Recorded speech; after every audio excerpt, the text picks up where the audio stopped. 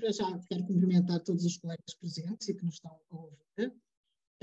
É um prazer para mim estar aqui, quero agradecer o convite para falar de um tema que faz parte, não direi do meu dia-a-dia, porque a nível da faculdade há bullying também, há cyberbullying, mas este ano para já ainda não tive, eu enquanto coordenadora do primeiro ciclo de Psicologia, costumo ter de vez em quando algumas queixas nesse sentido, sobre as quais agimos corretamente, e temos um provedor de estudos que o faz também, mas este ano, até agora, não vou dizer que não existe, estou a dizer que não temos ainda conhecimento.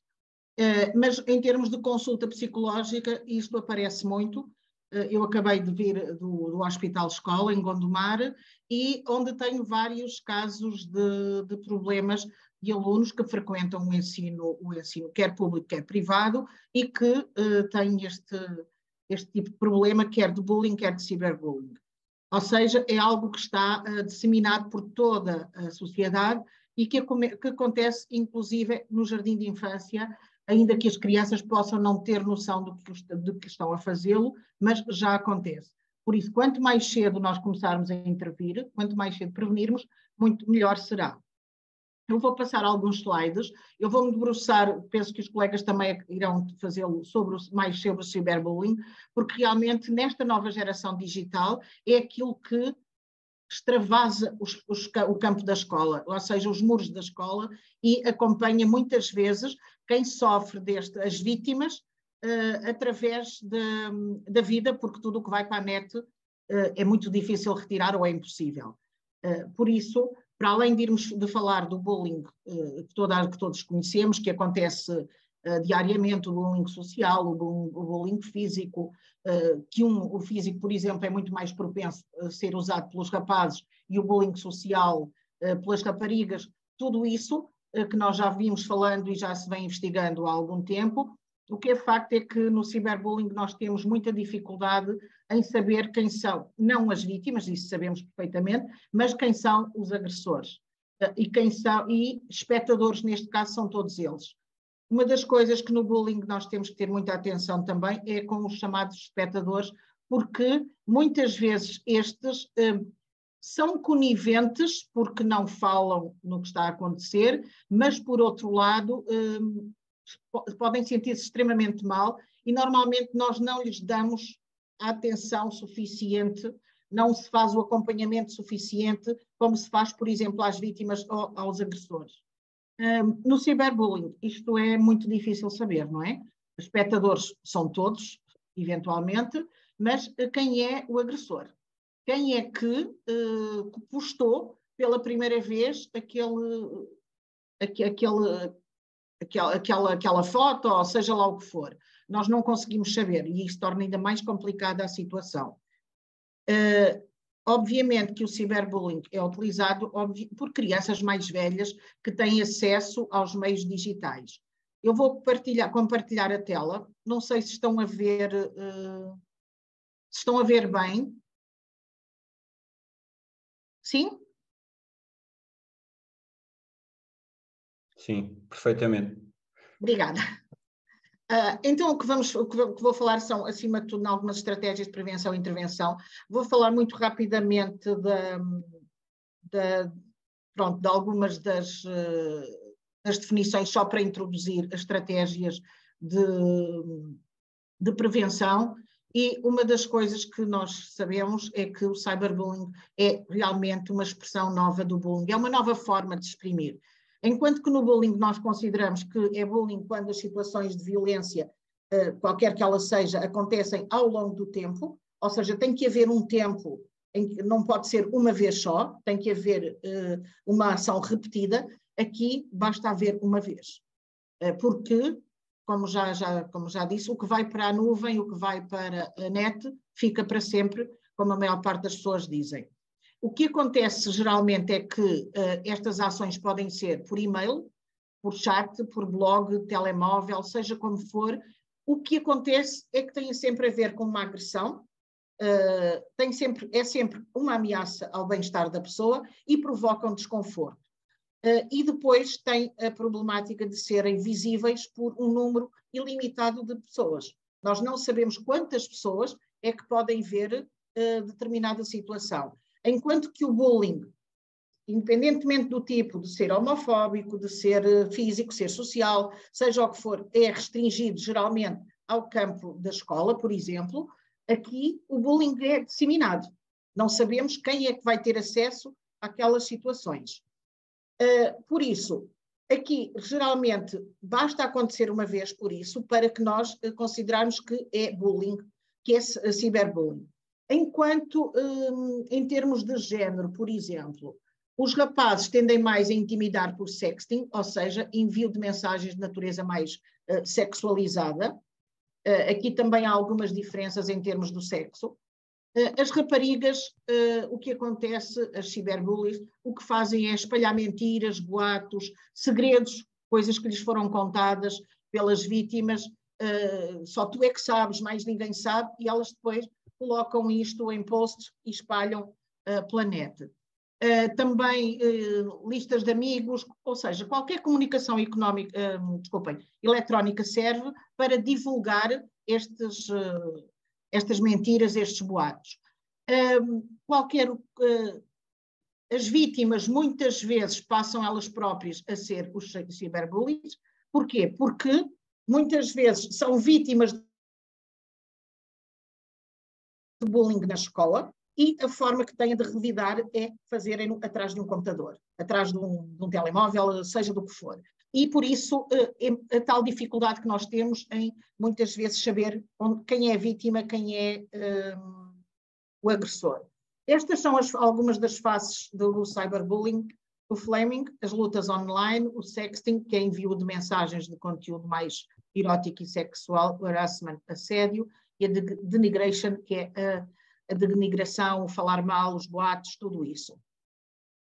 Também temos o impersonation, a dissimulação, o outing, partilhar as tais informações sensíveis, os tais segredos, e nós sabemos que principalmente na juventude, na adolescência é muito normal partilhar esses segredos que não se querem que outras pessoas saibam com os amigos mais próximos, com o grupo de amigos próximos, e o que é facto é que muitas vezes isto é partilhado por estes em redes sociais. O trickery, a exclusão, não escolherem aquela pessoa, excluírem-na sempre de qualquer tipo de conversa, de convites, tudo isso. O cyberstalking, a perseguição, o verem tudo o que a pessoa faz, estarem sempre a persegui-la. Ou seja, no fundo é transformar tudo aquilo que já se fazia anteriormente, passar isto ao digital. Isto acontece muitas vezes, num primeiro momento, só através da internet, depois também pode corresponder a uma continuação do bullying que acontece na escola, isto quando falamos dos níveis de cyberbullying, e por outras vezes acontece também que muitas vezes é planeado a agressão que se vai fazer. Ou seja, tenta-se provocar o outro, fotografa-se, filma-se, faz tudo para que a determinada pessoa tenha uma reação para depois poder ser exposta na internet ou através das redes sociais. O que acontece também é que, geralmente, este cyberbullying ou ciberbullying, eu ouço dizer das duas formas, julgo que não tenho a certeza como se diz. O que acontece é que muitas vezes aparece associada também a fatores de violência e de indisciplina na escola. Geralmente são alunos que, de alguma forma, não têm o comportamento considerado adequado. Muitas vezes são alunos que provocam eles próprios, os professores, por exemplo, provocam tudo que sejam figuras de autoridade, que faltam imenso, que não têm propriamente o comportamento de um aluno, E os estudantes vitimizados, muitas vezes também começam por ser vítimas na escola, depois passam ao cyberbullying, e estes muitas vezes são alunos que podem ter alguma característica física, podem ou não ter uma característica física que os destaque. Durante muito tempo, na minha infância e adolescência, por exemplo, quem usava óculos era chamado caixa de óculos. Não considerávamos isso bullying, porque muitas vezes também não sabíamos o que era o bullying, não é? Era violência na escola, muitas vezes isso magoava-nos, mas nós dizíamos, pronto, os adultos também nos diziam, isso vai passar, não é importante. Claro que é importante. tudo aquilo que me faça sentir mal é importante, mesmo que seja uma coisa tão simples como ser chamada de caixa de óculos. Se isso me incomoda, se isso acontece ao longo do tempo, acaba por ser de alguma forma bullying. As pessoas que são bullying, como eu falei há bocadinho, que são vítimas do bullying, podem tornar-se facilmente agressores online, porque estão protegidos pelo computador, e é uma forma, digamos assim, de revidarem tudo aquilo que se passa ao vivo. O bullying, quer seja na escola, quer seja no ciberespaço, tem sempre um impacto negativo na aprendizagem e pode levar inclusivamente ao abandono escolar. Aliás, já falámos, já foi publicado muitas vezes, todo o tipo de problemas que se pode ter quando sofremos de bullying, desde baixa autoestima, abandono escolar, fobia escolar, a recusa de ir à escola, tudo isso, até nos casos mais gravosos e no último nível, digamos assim, inclusive o suicídio, que é algo que é muito pouco falado, principalmente na adolescência, mas que pode realmente acontecer. E o ciberbullying pode estar relacionado, como eu disse há pouco, com qualquer característica que considerem diferente, com a raça, a religião, a aparência física, a orientação sexual. Hoje em dia falamos muito também do bullying homofóbico, que está a acontecer em algumas escolas, que estão também, infelizmente, a haver programas que permitem intervir e permitem também, de alguma forma, prevenir algumas das situações, mas o que é facto é que elas ainda continuam a acontecer. E um dos piores problemas que eu considero, para além de tudo isto, é, muitas vezes, a própria escola não reconhece que no seu espaço está a haver bullying. Já aconteceu, em algumas palestras, alguns professores dizerem, na minha escola não há. Permitam-me duvidar, porque na maior parte das escolas, eu não quero dizer que há em todas, porque não sei, não é? Não fiz nenhum estudo que abrangesse todas as escolas que me permitam dizer isso, mas quero crer que na grande maioria há bullying. E basta haver um aluno que sofra de bullying, que sofra de ciberbullying, que seja o que for, que um aluno sinta desconfortável com isto, para nós termos que intervir. Não é preciso ser um grande grupo de alunos, basta haver um, dois, porque geralmente não é só um nem dois. Quando começamos a falar sobre isto, vamos descobrir que são vários. Estes são alguns dos fatores que podem realmente contribuir para o ciberbullying: os psicogenéticos, as perturbações emocionais, o déficit de atenção, a baixa autoestima, as dificuldades e perturbações de aprendizagem, a falta de competências sociais, podem levar a que muitas vezes os alunos que têm este tipo de fatores psicogenéticos sejam geralmente, entre aspas, eu vou usar a palavra gozados, que é a forma como eles nos dizem, não é? Eu fui gozado, eu fui humilhado, por coisas deste género. As condições sociais também, económicas e as culturais em que vivem os alunos e que podem influenciar o seu comportamento. Muitas vezes, algumas das situações em que nós temos feito intervenção, os bullies nem sequer sabem que o estão a ser. Acham que aquilo não tem importância. Porque lá na minha zona nós chamamos isto a toda a gente. Lá na minha zona nós fazemos. A mim também me chamam e eu não me importo. Mas quando importa ao outro, isso já é motivo para nós pararmos, não é? E é isso que tem que muitas vezes ser trabalhado. Em termos de fatores escolares, também podem contribuir para o ciberbullying. Estes fatores contribuem quer para o ciberbullying, quer para o bullying. O que acontece também é que tem a ver muitas vezes com as condições das vivências pessoais de cada um, as vivências interpessoais, as faltas de regras, as faltas de competências sociais, levam muitas vezes a fazer com que as pessoas se tornem bullies, e isto, obviamente, que sejam vítimas, sejam espectadores, sejam bullies, vai ter sempre um efeito negativo.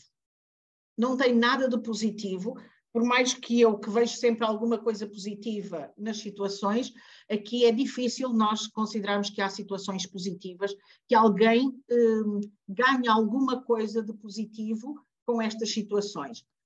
Assim, em último caso, alguma vítima que consiga realmente resolver a situação, tornar-se-á mais resiliente, terá uma autoestima mais elevada, tudo isso. Mas, digamos que os benefícios são tão raros que o melhor é fazermos a prevenção para que não aconteça.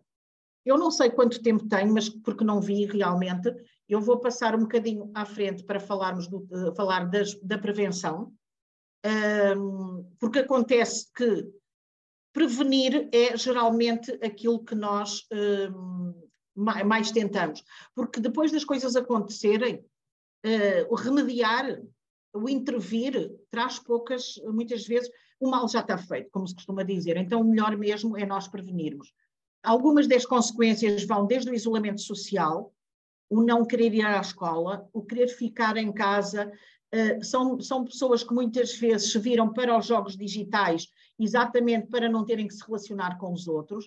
Isto poderá trazer depois também insucesso escolar, perturbações do sono, ou dormir muito ou dormir pouco, ou comer muito ou comer pouco, e, como eu já disse há bocado, as tentativas de suicídio ou mesmo suicídio, que são realmente aquelas que acontecem às crianças que sofrem, aos jovens que sofrem ciberbullying, mais do que às outras crianças.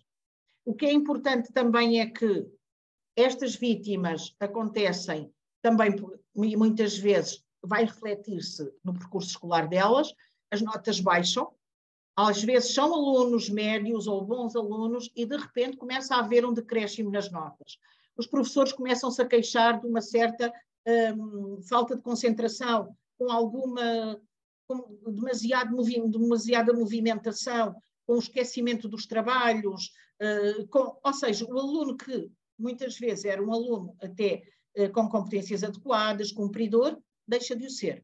E também começa a faltar às aulas, porque faltando às aulas é uma altura em que está menos exposto, não só a quem lhe faz o ciberbullying, mas também aos espectadores, e não tem que os encarar.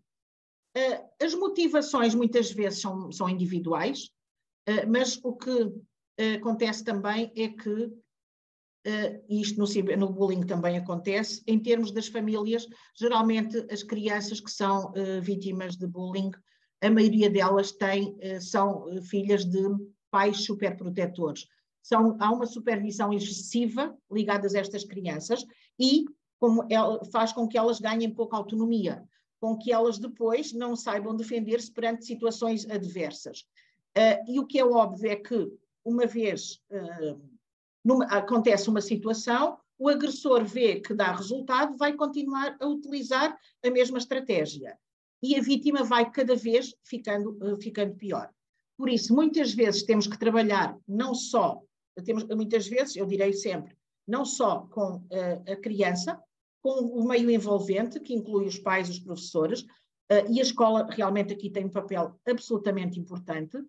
Não é só porque a maioria das vezes é na escola que começa, mas porque a escola tem um papel também primordial na vida das crianças e dos jovens. O que nós também podemos verificar é que como é que podemos prevenir o bullying? Como é que podemos intervir de forma a que não aconteça de forma tão dolorosa, digamos assim, para os nossos jovens? Para já, a primeira coisa que devemos fazer é a prevenção. Aliás, como em tudo o que acontece, não só no meio escolar, mas também na nossa vida, do dia a dia, a prevenção é sempre mais eficaz do que depois a intervenção. Esta intervenção, como eu referi já, não é só com os jovens, tem que ser também com os pais, com os professores e também com os outros agentes educativos, em que inclui os auxiliares das escolas, as pessoas que estão com os alunos nas escolas. Todos nós sabemos que os sítios onde mais acontece bullying é, eventualmente, na fila para a cantina, para o bar, por trás dos pavilhões ginódesportivos, os pavilhões onde os jovens estão mais sozinhos, nos corredores, ou seja, não é propriamente dentro das aulas. Por isso, devemos trabalhar com pais, professores e auxiliares, com todas as pessoas que trabalham no contexto educativo. Todas elas são extremamente importantes neste trabalho. Uma das coisas também, em termos do ciberbullying, que se tenta é que os jovens tenham um uso racional das tecnologias. Isto porque devemos trabalhar com eles em termos dos comportamentos de risco, a partilha de dados pessoais, de fotos, de datas de nascimento, ou seja, de dados que têm a ver consigo e que facilmente permitam que alguém aceda a outras informações. Algo que eu costumo trabalhar muito em termos de consulta, que é onde eu mais trabalho estes casos, é geralmente a partilha de fotos. Começam por partilhar, adoram tirar selfies, começam por partilhar fotos de cara, vestidos, tudo isso, e depois vai havendo tal pedido para baixar subir uma blusa, baixar não sei o quê, até que chegam à foto, muitas vezes, às fotos que eles chamam de nudes, às fotos de nu, e isso realmente depois é muito complicado, são partilhadas por todos na escola, todos os conhecidos e desconhecidos, e isto é muito complicado. Uma das coisas que também costumamos pedir aos jovens é que não aceitem nas suas redes sociais pessoas que não conhecem, porque aceitam pessoas que não sabem qual é a idade que eles têm, não sabem se têm 10, 20, 30 anos, e acreditam piamente naquilo que lhes é dito. Na fase da adolescência, acreditam e gostam de falar com pessoas que lhes estão sempre a dizer sim, estás a fazer bem, tu é que sabes gerir a tua vida, os teus pais nem por isso, e coisas deste género. Esta semana tive consulta com uma jovem uma criança praticamente 12 anos, em que estava a acontecer isso. Ela fala com duas pessoas na net, uma das pessoas fala muito bem da outra, uma das pessoas é um rapaz, outra é uma rapariga, e o que é facto é que ela crê que são miúdos da idade dela e que partilhar fotos não tem mal nenhum, porque eles também depois partilham e tudo isso. O que vale é que os pais têm o Family Link e conseguem ver o tempo e com quem fala e tudo isso. Isso é extremamente importante. Uma das coisas também que trabalhamos com os pais não é invadir a intimidade dos seus filhos, é prevenir para que aconteçam coisas mais graves, é proteger os nossos filhos quando nós temos este tipo de ferramentas ao dispor. Outra coisa que também tem que haver cuidado é pesquisar sítios na internet, porque muitos deles podem ter conteúdos duvidosos e pedem muitas vezes para a pessoa dar a morada, número de telefone, qualquer tipo de identificação. A visualização de e-mails que vêm não se sabe de onde, de filmes online também, e também não adotar comportamentos de ciberbullying, ou seja, alguns dos comportamentos que alguns jovens têm quando colocam comentários menos simpáticos nos posts, nas fotos de outros, como por exemplo, estás muito gorda, essa roupa fica-te muito mal. Todas estas coisas acabam depois por ficar e acabam depois por outras pessoas comentarem também, e isto forma-se quase uma rede de comentários muito desagradáveis. Os jovens devem então restringir o acesso às suas informações. Uma das coisas que também é comum entre os jovens é partilharem as passwords do WhatsApp, do telemóvel, do WhatsApp, de tudo aquilo que tem password, e muitas vezes na brincadeira uns fazem-se passar por outros e tudo isso. Restringir ao máximo esta partilha, porque não partilham com os pais para manter a sua intimidade e depois partilham com 3 ou 4 colegas em que fazem muitas vezes a devassa dessa mesma intimidade.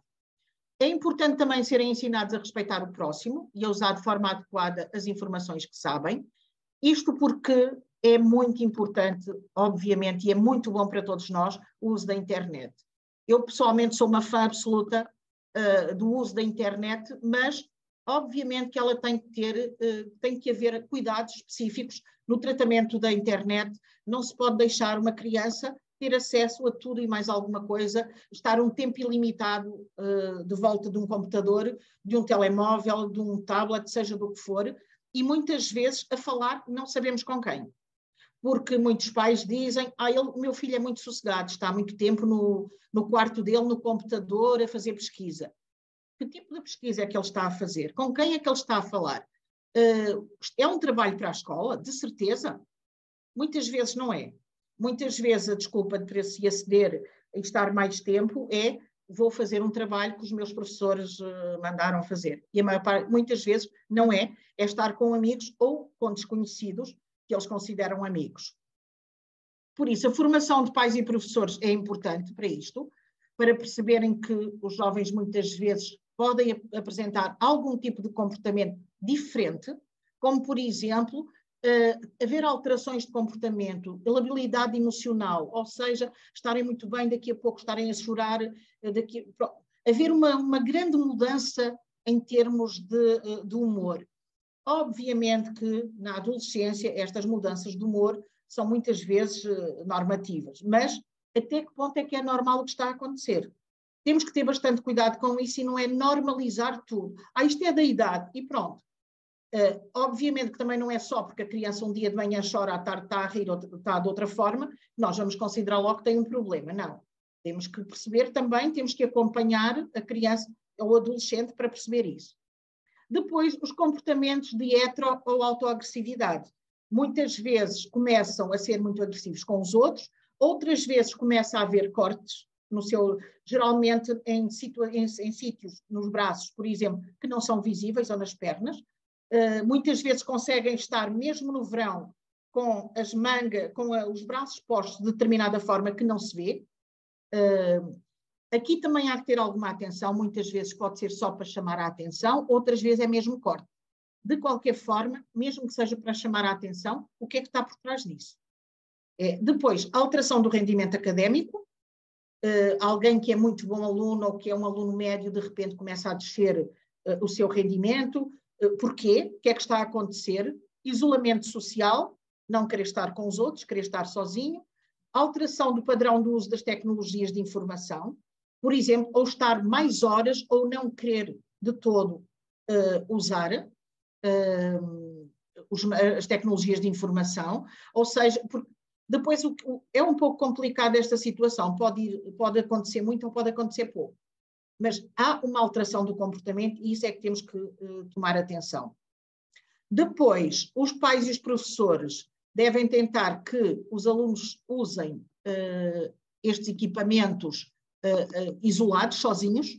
Por exemplo, na sala de aula, obviamente que não é sozinhos, os professores de TIC, que é geralmente onde usam mais, vão passando, vão dando instruções e tudo isso. Em casa é mais fácil o jovem estar sozinho. E isto também deve ser sempre pedido ao jovem para estar com a família. Se está a fazer um trabalho, qual é o problema de estar a mãe e o pai, ainda que não estejam em cima do computador, mas perto? Ou seja, não estar às escondidas, sozinho a trabalhar. As restrições de uso também, quanto tempo é que é suposto usar para fazer aquele trabalho, para fazer aquilo que tem que fazer, o que é que foi descoberto, o que é que o filho pesquisou e algo importante é usar programas de controle parental. Isto é em casa, não é? Mas a escola é uma extensão da casa e em casa se faz todo o sentido usar estes programas. Na escola também, se for possível, também. Quando houver suspeitas de ciberbullying ou de bullying, os pais não devem dizer isso depois passa ou faz-lhe o mesmo ou coisa do género, porque muitas vezes acontece isso. Ou seja, não se dá não se valoriza verdadeiramente o que está a acontecer e o jovem fica sem ninguém com quem falar. Porque se vai ter com o diretor de turma e diz, eu estou a sofrer isto, está-me a acontecer isto, o diretor de turma diz, mas isso não tem importância nenhuma. Isso depois passa, não ligues que isso passa. Se vai ter com os pais e fazem a mesma coisa, este jovem fica sozinho. O que é que ele faz para se proteger? O que muitas vezes impedi-lo de utilizar as tecnologias de informação para o proteger pode não ser o melhor, porque o que estamos a fazer efetivamente é a castigar o jovem pelo mau uso que outros estão a fazer. A denúncia deve ser feita junto do serviço digital, o que não é assim tão simples e o que demora muito tempo muitas vezes a resolver. Já trabalhei com um caso de fotos dos tais nudes e a rapariga, os pais tiveram que colocar, inclusive, um advogado a trabalhar com a rede social para que fosse retirado e ainda demorou algum tempo. Mas mesmo que seja retirado da rede, pode alguém ter gravado, alguém ter ficado, é muito difícil que desapareça, digamos assim. E depois também, obviamente, fazer queixa às autoridades, porque isto é crime. O bullying e o ciberbullying neste momento já têm alguma moldura penal. O que nós podemos então fazer, enquanto pais, enquanto professores, é o tal recurso às ferramentas e os programas de prevenção, que são muitas vezes providenciados pelos próprios servidores. Por exemplo, para fazer um e-mail para uma criança, se nós pusermos a idade dela, depois pede que haja determinados controle, os pais têm acesso para ter determinado controle. Isto deve ser seguido, porque, mais uma vez refiro, não é o invadir da privacidade, é proteger de algo que a criança e o adolescente ainda não são capazes de fazer sozinhos. Nas escolas, muitas vezes é onde começa o ciberbullying, porque muitas vezes em casa podem não ter computador, não usar, mas depois usam na escola, nas salas de computadores. O que acontece muitas vezes é que há uma relação muito próxima entre as situações de bullying pessoais na sala de aula e depois do ciberbullying, e há também o uso abusivo de equipamentos. Muitas escolas neste momento já estão a restringir o uso dos telemóveis. Por exemplo, há escolas, há um colégio bem perto do Porto, em que, por exemplo, de manhã não podem usar telemóvel. Só podem usar a determinadas horas da tarde. Dentro da sala de aula só podem usar se for para fazer pesquisa, se for para alguma coisa importante, não há alunos a saírem para atenderem chamadas, coisas desse género. Eu, pessoalmente, posso-vos dizer que nas minhas aulas, às vezes eu esqueço-me de tirar o som do telemóvel, e se ele tocar, eu não atendo, tiro o som e não atendo. Como eu costumo dizer, só se for o Papa é que eu atendo, e como ele não tem o meu número, não vai ser, não é? Porque o facto de eu atender, são adultos, têm 18 ou mais anos, mas estou a incentivar o uso de algo que não tem a ver diretamente com a aula. E nós usamos, obviamente, computadores, telemóveis, tudo isso. Mas tento não fazê-lo. De qualquer forma, o que o professor pode fazer, e a escola em si, é incentivar a aprendizagem, promover a autoestima, porque é muito importante um aluno que tem uma autoestima realista, uma autoestima adequada, dificilmente vai vai-se abaixo quando sofre situações de bullying ou de ciberbullying. Consegue resolvê-las de uma forma geralmente melhor. E o que é preciso também é que os alunos se sintam protegidos dos vários tipos de bullying. Que os alunos saibam que naquela escola há tolerância zero para o bullying, para o ciberbullying. Isto é extremamente importante. Obviamente que a escola não pode fazer tudo. A escola é uma parte, é um dos contextos onde o jovem se movimenta. Tem que ser os vários contextos onde ele se movimenta que tem que ter este papel. Não podemos atribuir tudo à escola, tudo aos professores, mas também aos professores e à escola. É importante, por isso, que todos os agentes educativos estejam envolvidos, que todos os agentes educativos funcionem de forma a contribuir para que haja um ethos da escola que seja promotor do respeito mútuo. Ou seja, perceber e também da empatia, porque se houver empatia, dificilmente nós fazemos ao outro o que não queremos que nos façam. É extremamente importante trabalhar estas situações. E muitas pessoas dizem, mas isso não se aprende. Aprende-se. Todas as competências sociais podem ser trabalhadas. E há formas que não são assim tão difíceis e não tem que ser numa disciplina específica. Não tem que ser só, por exemplo, em cidadania. Nós podemos trabalhá-las em todas as aulas, não fazendo, agora vamos trabalhar a empatia, agora vamos trabalhar, não. Nas aulas normais podemos incluir algumas ações que envolvam o trabalho sobre estas competências. Uma das coisas que é importante fazer por isso é a avaliação diagnóstica, saber o que é que acontece na minha escola. Quem são os intervenientes do bullying? Quem são as vítimas? O que é que acontece? O que é que nós podemos fazer, por exemplo? Para além de promover ações de apoio, de acompanhamento da vítima e do agressor, não esquecer dos espectadores também, que também é importante. Quando as pessoas têm casos que é sempre a mesma pessoa a ser o bully, é sempre a mesma pessoa a ser a vítima. Muitas vezes o que se pensa é, se mudar de escola isto vai acabar. Não vai acabar, porque o perfil da vítima está bem estabelecido e o que vai acontecer é que na outra escola vai ser outro bully, mas a vítima continua a mesma. Assim como o bully, quando muda de escola, muitas vezes continua a ser bully. Por isso, o que temos que fazer é trabalhar estas situações. Não é de todo achar que mudar de escola vai resolver o problema. Normalmente é aquilo mais simples, aquilo que é mais fácil, mas geralmente não dá grande resultado. Depois, há vários projetos em Portugal que se podem trabalhar. Eu penso que o colega Luís vai falar sobre isso. Pareceu-me ouvir na apresentação, que trabalha em vários projetos na escola, e isso é extremamente importante trabalhar, porque todos somos responsáveis por aquilo que acontece. Todos somos responsáveis pela nova geração. E é o nosso trabalho, não só enquanto pais, enquanto professores, enquanto adultos, acabamos todos nós por ser agentes educativos, devemos prevenir o mais possível estas situações. Este desconforto que as nossas crianças e os nossos jovens sentem deve ser prevenido ao máximo. Por isso, na prevenção primária, o que podemos é sensibilizar e formar os alunos para estarem conscientes deste fenómeno, para eles perceberem que estas situações, enquanto vítimas, são muito complicadas e intervêm no desenvolvimento das crianças e dos adolescentes.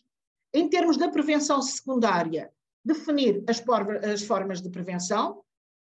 O que é que vamos fazer? Qual é a intervenção precoce que vamos fazer? Definir e aplicar regras efetivas. Estas regras, eu considero que seria importante discuti-las com os alunos. Eles serem um vértice importante neste triângulo entre pais, professores e educadores e os alunos, para que eles se sintam geralmente responsáveis por aquilo que está a ser definido. Definir medidas disciplinares, no caso do desrespeito pelas regras, que podem incluir a explicitação de ações muito determinadas, de proibição de comportamentos violentos, isto quando tal justificar, e não será uma das primeiras medidas. Depois, a criação de dispositivos de mediação escolar, isto para que os estudantes participem na resolução dos seus próprios problemas, fazer as tais assembleias de escola, discutir estas situações, ou mesmo dentro de uma turma, ter uma assembleia de turma, discutir situações que acontecem no intervalo, que passam nos mídia, para que os jovens tenham plena consciência do que está a acontecer. E depois também a expansão de um espírito mediador numa escola, para que haja a prevenção de todo e qualquer tipo de violência, para que eles possam desenvolver um sentido de cidadania e construir uma visão positiva e transformadora de conflitos.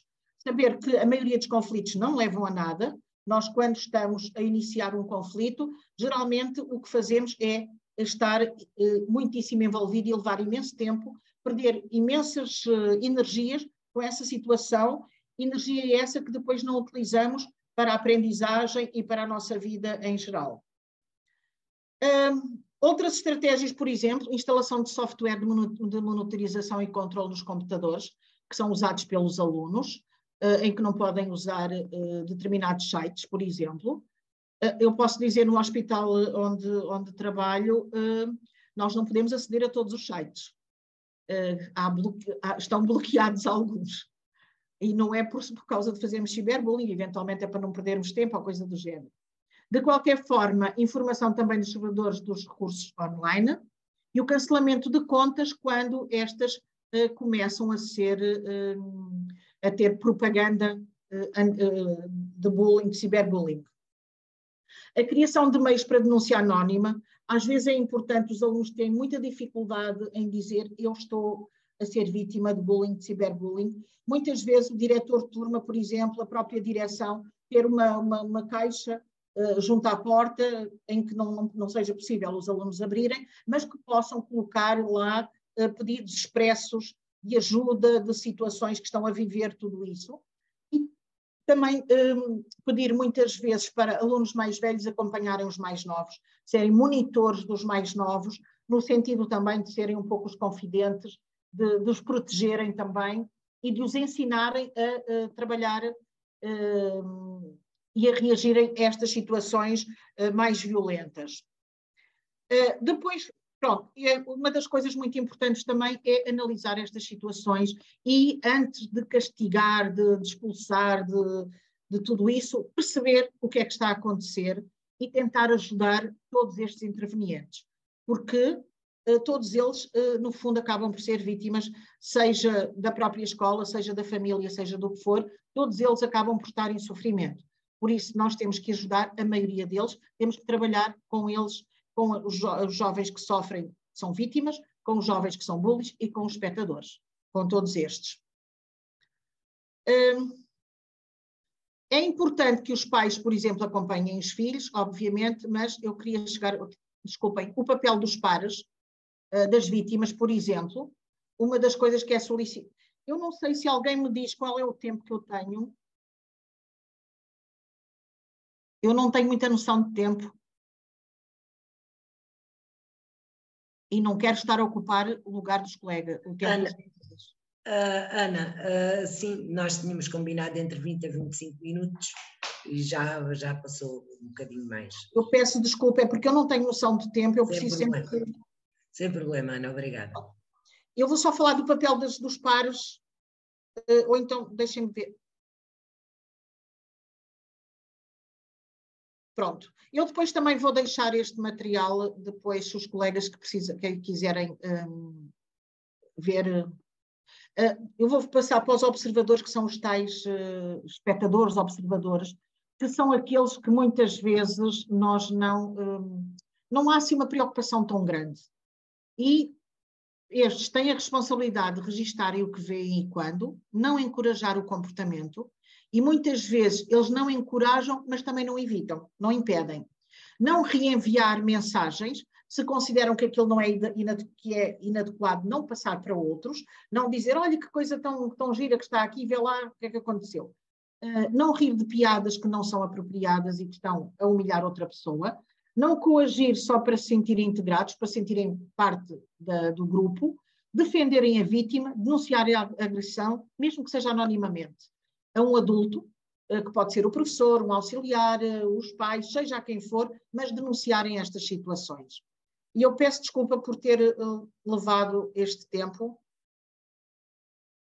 porque é o que eu vos digo, é uma deficiência minha, não tenho noção do espaço, do tempo. Perco-me um pouco.